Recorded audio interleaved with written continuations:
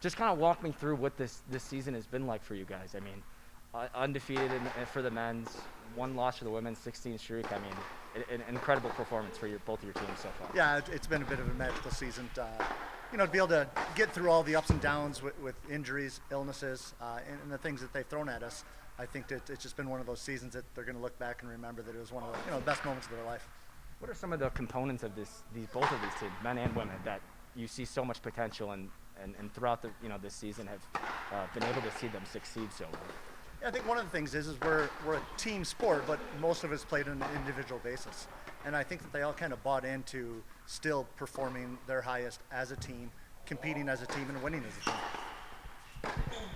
Tennis is maybe one of the sports on the smaller end of the radar. Why does these sets of teams deserve so much recognition for the hard work that's been put in, and the countless hours of practice, and to see where they are now? And why is that so important to give that spotlight to them? I think it's important. I think the United States tennis is on a national stage, but maybe not as big as the top four sports. And for a lot of my athletes that are international students, in their countries, this is the sport. And I think that just the success they've had this year, just brought a lot of pride. But we're a school with a lot of tradition in tennis. I mean, we've been very successful for many, many years, and I think that they've taken on that, pride to be able to continue that success.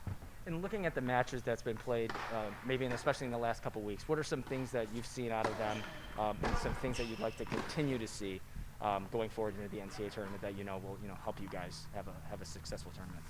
Yeah, I think both teams have been riding the high, all season. But the last couple of weeks, we've played some rivals, and we've been able to come out on top and had some really exciting moments at the GLIAC Championship with some clinching points and some excitement. And I think that they know that they can win. So I think that going into this weekend playing some top 10 teams in the country, we don't feel like we're the underdog. We feel like the match is ours, and we can compete with anybody.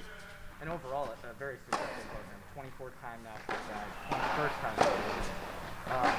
For you as a coach to be a part of Ferris State tennis history and to take two teams to the NCAA tournament, for you seeing them be a part of and reach that milestone, and then a coaching milestone, even for you to accomplish this, how exciting is that for you? Yeah, it's been very exciting. I'm a local guy. I'm from Cadillac, so I've been watching 9/10 News my whole life, but I've been following Ferris tennis my whole life. I'm an alumni of Ferris, so to be a part of something, it's so important this year, and to be able to have the success we have, it holds a special place for myself also.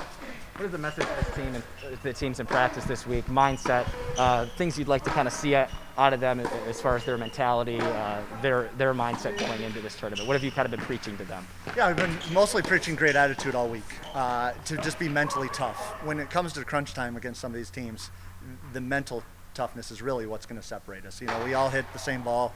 We all, work as hard, in practice. But really, the mentality we take on the court is going to be, I think, what separates us. Awesome. Anything else you wanted to add about this upcoming tournament for you guys? How practice has been going? What's been going through your head? What's been going through the teams, as you guys get ready for this? Yeah, I think one of the most important things is that this year's NCAA first round is going to be in Midland, Michigan. The women have played 5 matches there this year, and the guys 4.